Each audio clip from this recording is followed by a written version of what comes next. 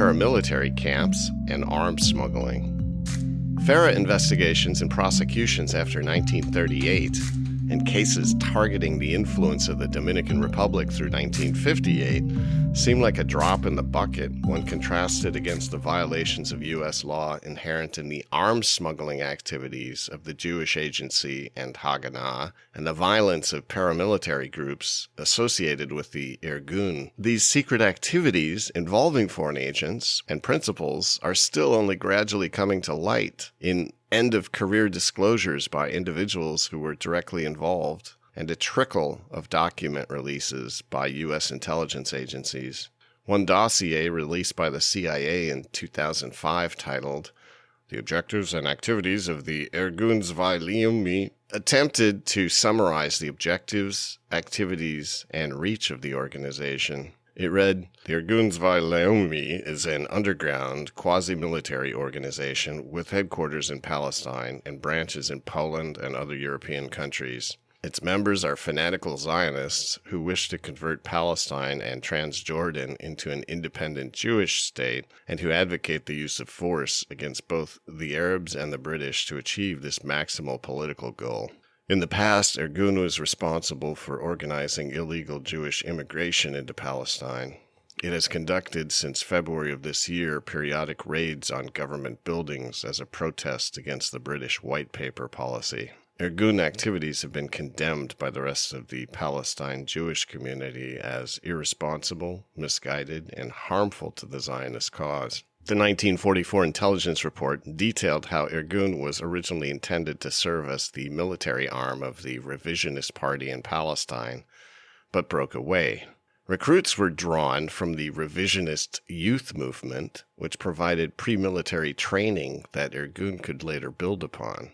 The intelligence report noted the leadership role of Eri Jabotinsky, Vladimir Jabotinsky, 1880 to 1940, who was in charge of the Betar Immigration Department, 1938 to 1940, and force estimate of 3,000 to 4,000 members in Palestine. It also noted the Irgun's preferred use of terrorist violence and intimidation after the British imposed immigration restrictions. The intelligence report categorized another Irgun activity as more similar to that of modern-day coyotes, human smugglers who help undocumented immigrants cross the U.S.-Mexico border in exchange for money, than a rescue operation designed to transport European Jews to Palestine. It read, "The organization of illegal immigration proved to be a lucrative venture, since in addition to charging the prospective immigrants what the traffic would bear, Irgun representatives in the U.S. and elsewhere collected funds for the support of their humanitarian undertaking. These funds have largely been used to train and equip with arms the members of the society and to defray the costs of terrorist activities."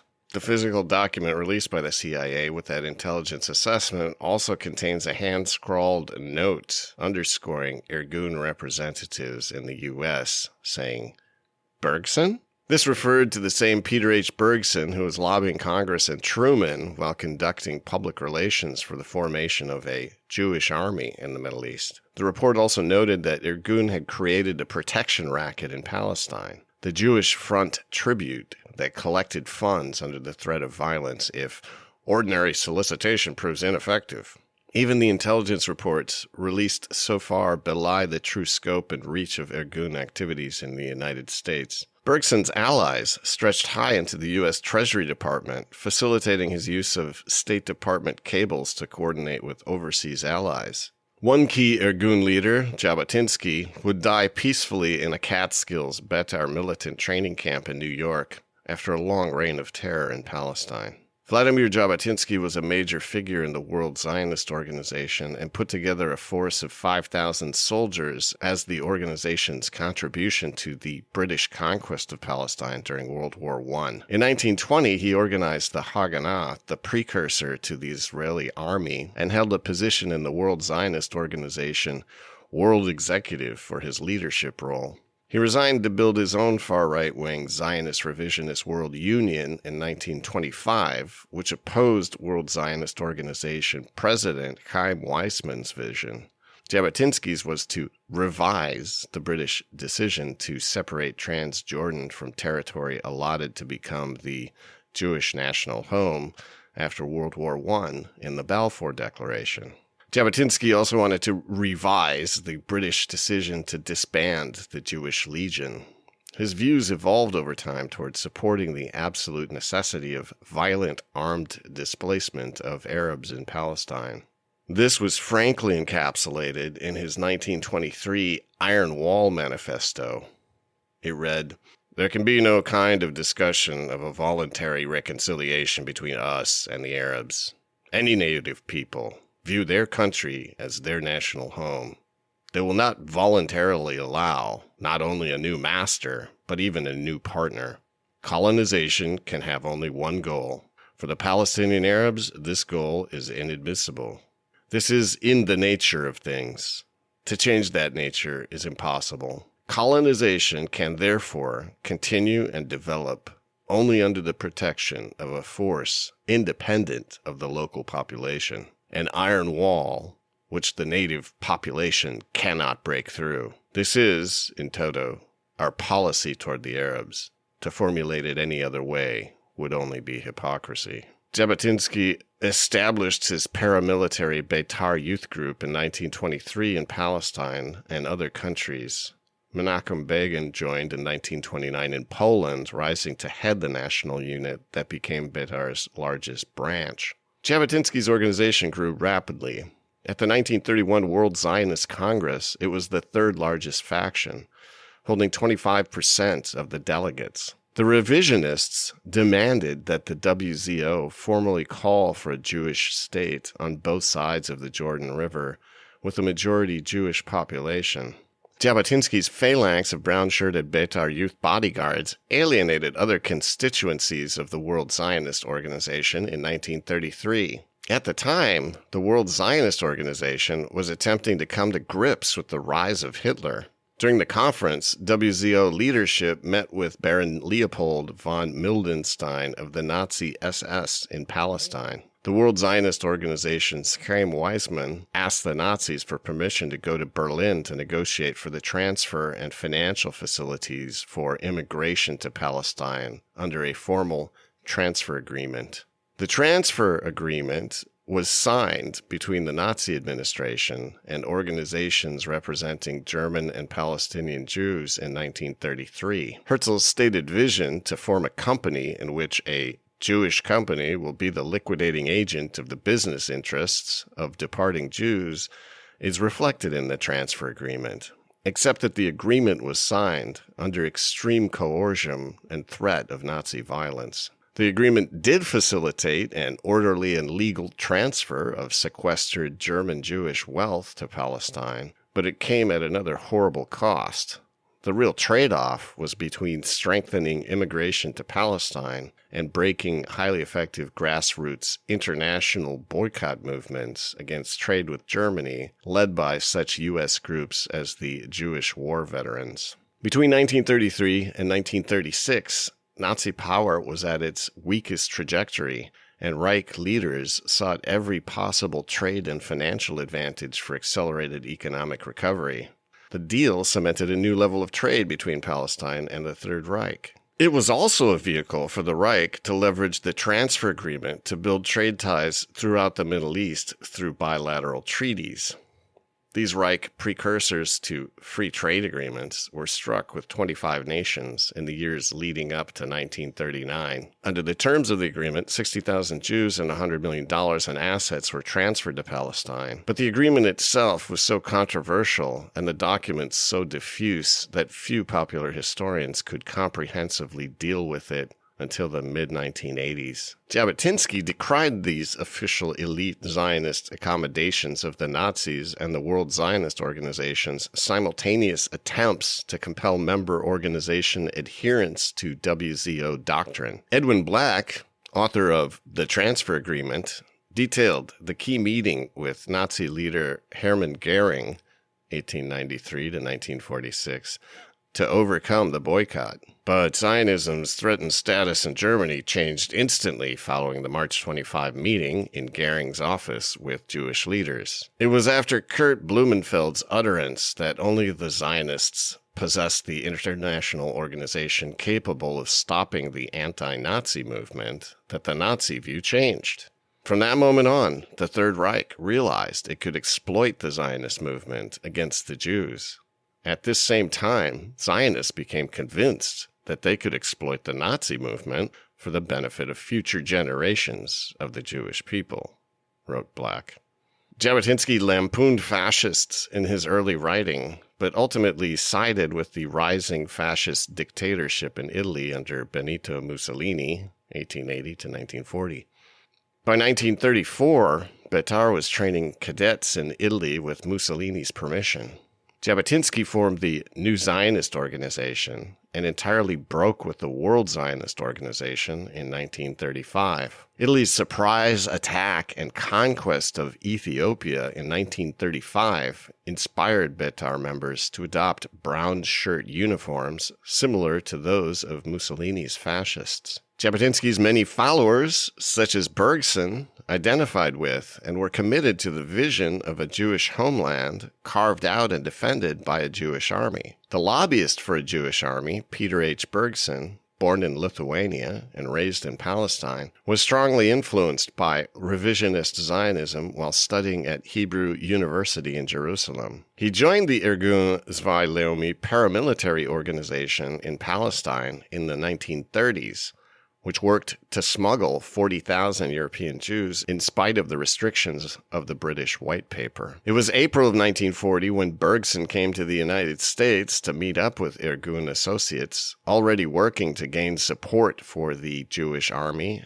including Vladimir Jabotinsky. Jabotinsky had arrived in March, thinking the U.S. was the only place where recruitment of a truly formidable new Jewish army might be possible. By this time, Jabotinsky's Irgun had much more blood on his hands than even the CIA would document 4 years later. Jabotinsky's efforts to form paramilitary training camps for deployment to Palestine also included efforts to cooperate with anti-Semitic elements in Poland. Between 1933 and 1936, Jewish immigration to Palestine had reached 164,267, or 29.9% of the population. Arab Palestinians, sensing their own eventual displacement, began revolting against Jewish immigration in 1936. The World Zionist Organization's Haganah, dominated by labor Zionists, had worked jointly with the British to quell the uprising as their settlement police. The revisionist paramilitary, which split from the Haganah in 1931, was placed under the command of Jabotinsky in December of 1936. Although they were originally committed to self-restraint, by November the Irgun forces were actively engaging in terrorism, including the use of milk can bombs that would also be deployed a decade later against the British in the King David Hotel. The report read, "Early in September, 13 Arabs were killed supposedly in retaliation for the death of 3 Jews. Several Irgunists were determined to act on their own, but the Irgun command headed them off by organizing a wave of operations beginning on November 14 that resulted in 10 dead and numerous wounded. The Irgun's campaign of attacks on purely civilian targets reached its high point in the summer of 1938. On July 6, a bomb in a milk can went off in the Arab market in Haifa, leaving 21 dead and 52 injured. On July 15, an electric mine in David Street in the Old City of Jerusalem killed 10 and wounded 30. On July 25, another bomb in the Haifa market left 35 dead and 70 wounded. On July 26, a bomb in Jaffa's market killed 24 and injured 35. In America, Jabotinsky roamed freely for a short time. On August 2, 1940, he was examined by a doctor who suspected that he had heart trouble. Jabotinsky then made his way to a Bettar camp in Greene County in the Catskill Mountains, 130 miles north of New York City. After reviewing an honor guard, he collapsed and died. But Bergson and the remaining Irgun men fought on through press, politics, and some well-placed friends at the U.S. Department of Treasury. They formed the Committee for a Jewish Army in the fall of 1941, It was headquartered in New York with local councils in 8 other cities. They not only published a monthly magazine, but staged theatrical productions and sponsored rallies. But they had sharp elbows. Jewish Army newspaper advertisements and radio broadcasts targeted other Zionist groups when calling attention to their cause. By 1943, as the situation in Europe worsened, Bergson was working for direct rescue and evacuation operations rather than the army and immigration to Palestine. Bergson's new approach was consciously designed to avoid alienating Western governments over the Palestine question and Zionist political goals by focusing on immediate rescue. Bergson opened up a Washington office dedicated to this objective and was soon signing up honorary committee chairmen, including publisher William Randolph Hearst, Herbert Hoover, and Interior Secretary Harold Ickes. He also lined up the U.S. Treasury Department after being rebuffed by the U.S. State Department. Treasury Secretary Henry Morgenthau Jr. strongly identified with Bergson's rescue efforts and sought to remove evacuation matters from the jurisdiction of the State Department. Morgenthau commissioned his own assistants, Josiah Dubois and John Pell, and Randolph Paul, to compile a report on rescue opportunities and failures, which he presented to President Roosevelt on January 16, 1944. It roundly castigated the State Department and recommended that Roosevelt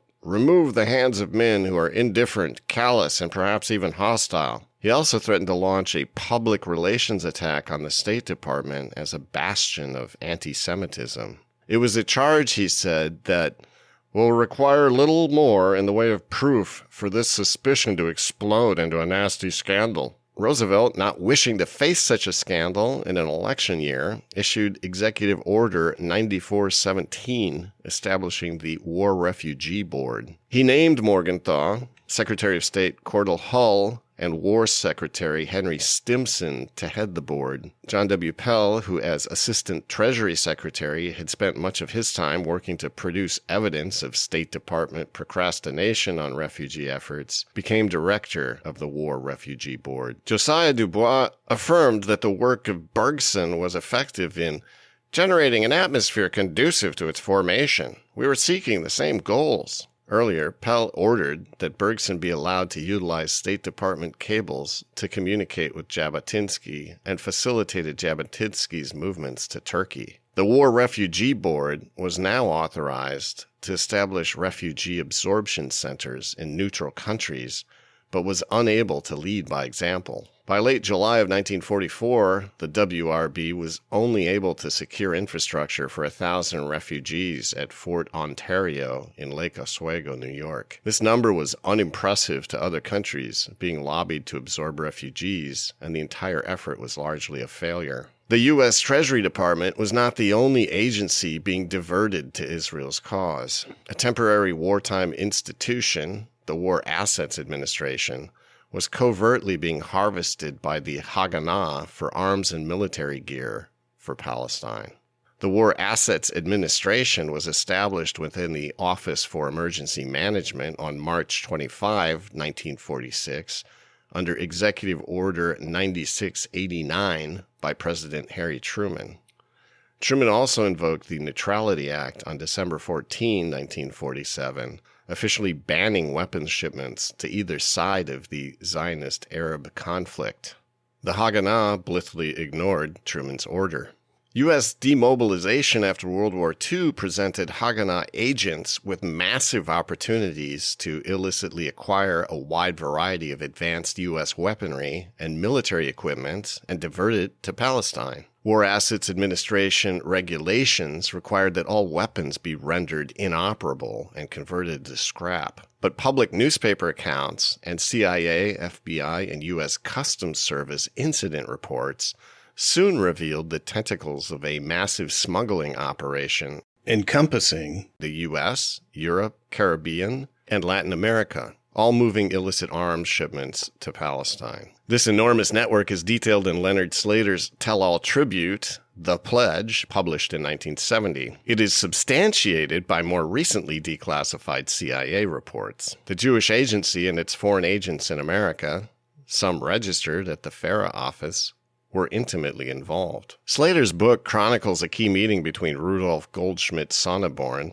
1898 to 1986, Henry Montour, 1906 to 1982 of the United Jewish Appeal, David Ben-Gurion of the Jewish Agency Executive, and 17 prominent Jewish American fundraisers active in finance, law, and retail businesses on July 1 of 1945. The group operated under the cover of a fake charity supposedly dedicated to the relief of European Jews called the Sonneborn Institute, also known euphemistically as Materials for Israel. This separate legal entity gave the Jewish Agency and the Haganah their letter of marque and operational plausible deniability if any of the autonomous cells of the arms smuggling operation were uncovered.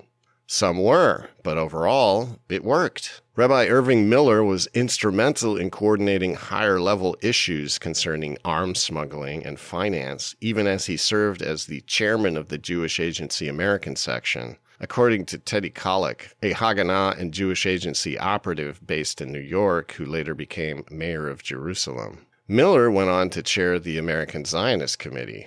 Kollek described his own hands-on role coordinating a wide spectrum of agents and rogues. He said, "My work touched on weapons production, speculations on ship purchases, dealings with factories and junkyards, liaison with spies, mobsters, movie moguls, statesmen, bankers, professors, industrialists, and newspapermen, and no lack of illegalities from petty to international. Deals were made with South American governments to buy tanks and innumerable other things and ship them on to Palestine." Kollek cohort Yehuda Arazi, an arms smuggler active in European Palestinian arms smuggling since 1938, had contacts in Poland.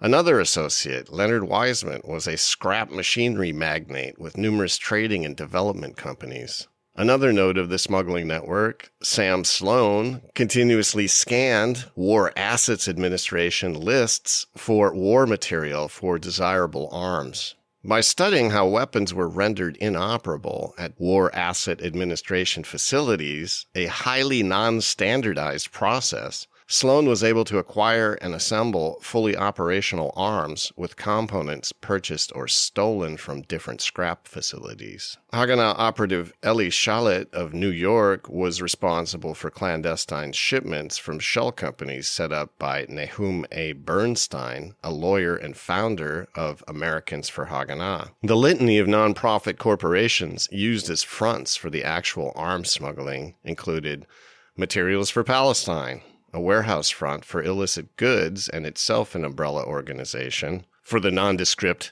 Eastern Development Corporation, which exported machinery, and Inland Machinery and Metal Company, which exported weapons components and weapons-making equipment disguised as civilian machine tools. Ovid Trading, a mining operations exporter, provided cover for buying and shipping explosives. Yet another front, Land and Labor for Palestine, chartered as a youth group, recruited World War II combat veterans to fight in Palestine. One Haganah arms theft operation involved the scrapyard of Nathan Liff, who had acquired a War Assets Administration contract for scrapping surplus arms in Honolulu. Liff notified Sonneborn about his scrapyard and access to surplus warplanes during a visit to New York. Al Schwimmer was a wartime TWA flight engineer who worked in an aircraft reconditioning and air freight business in Burbank, California, refitting C-46 and Constellation transports, as well as B-17 Flying Fortresses, for shipment to Palestine. Schwimmer sent Haganah West Coast coordinator Hank Greenspun to Hawaii to look over Liff's inventory and, if possible, procure functioning surplus aircraft engines. Greenspun noticed brand new crated 30 and 50 caliber machine guns in a section of the yard with other stock that had not been rendered inoperable. The crates were still owned by the military and actively patrolled by U.S. Marines. Greenspun observed the sentry's timetable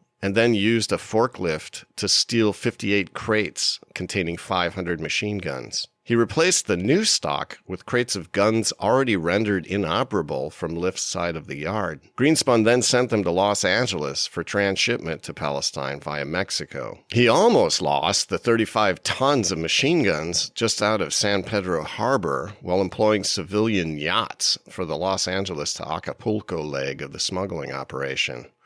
But the machine guns arrived in Israel by October of 1948.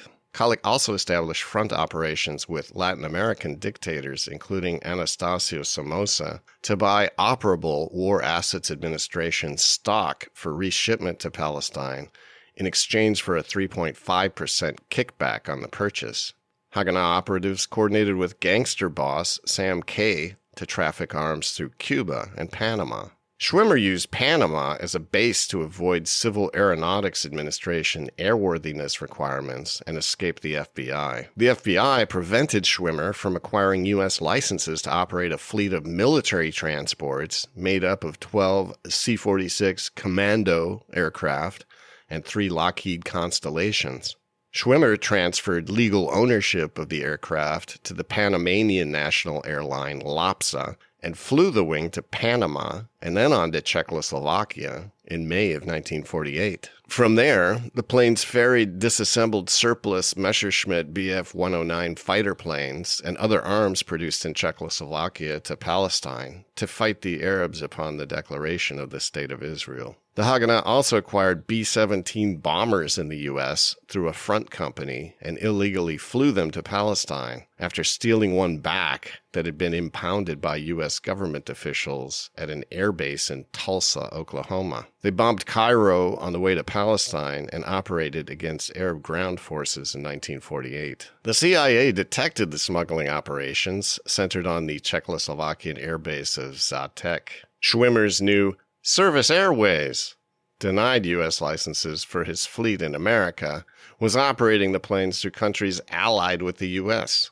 His crews wore U.S. military uniforms to deceive foreign airport officials in one of the first of many documented Israeli false flag operations. The U.S. Central Intelligence Agency filed a top-secret report with the Secretary of Defense on May 28, 1948, titled Clandestine Air Transportation Operations. R.H. Hillenkotter, Rear Admiral of the U.S. Navy and Director of Central Intelligence, indicated in a report cover letter a new danger to U.S. interests in Europe and the Middle East. U.S. national security is unfavorably affected by these developments, and it could be seriously jeopardized by continued illicit traffic in the implements of war. The report, declassified and released on September 21, 2001, detailed Schwimmer's false flag operations with the C-46 Commandos and the obliquely named Service Airways. The history of a single operation undertaken by an aircraft owned by Service Airways is here cited as typical of the traffic which has now grown to large proportions.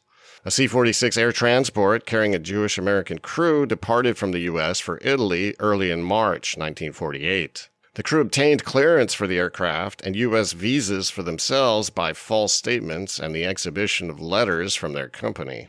This correspondence implied that a contract existed for an Italian aircraft manufacturing concern for the conversion of several aircraft from cargo to passenger accommodation. The aircraft took off from a New Jersey airport and was next reported at Geneva, Switzerland, having flown the route by way of Greenland, Iceland, and France. The crew, dressed in U.S. Army uniforms without insignia, permitted only the Swiss airport superintendent to board the plane. Secrecy evidenced by the crew and the fact that they were wearing uniform caused the Swiss official to believe that this was a U.S. Air Force operation, and no inquiry was made, other than to learn that the aircraft's next destination was Rome. The Swiss official reported seeing cargo of small arms and commented on the unusually large number of crew members. Taking off from Geneva on 11 March with a full load of gas, the aircraft proceeded to land at Castiglione del Largo near Perugia, Italy. Its arrival was evidently anticipated by Italian customs officials who were dispatched to the airfield. They stated later that flight clearances and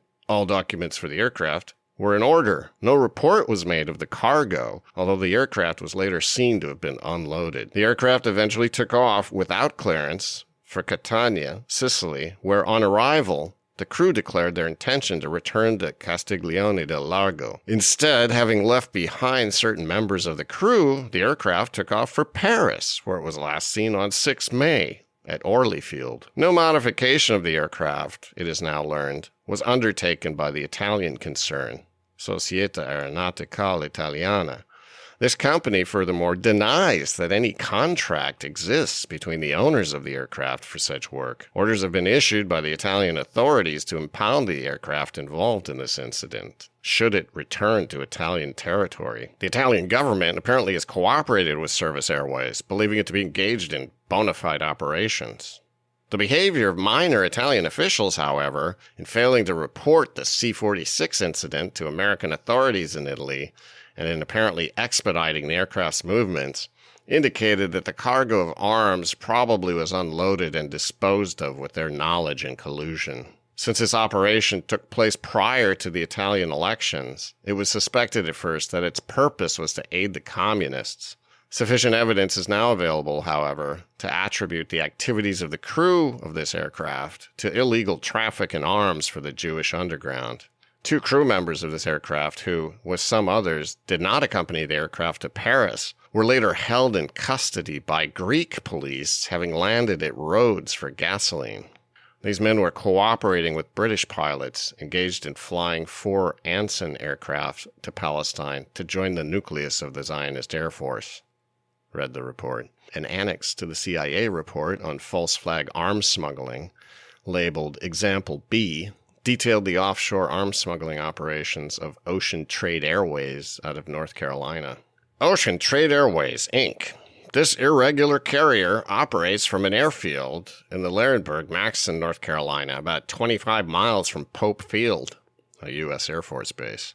Ralph Cox of New York, owner of the airline, and most of the operating personnel are employed by American Airlines on a part-time basis. When working for Ocean Trade Airways, crews wear American Airlines uniforms with the company insignia removed.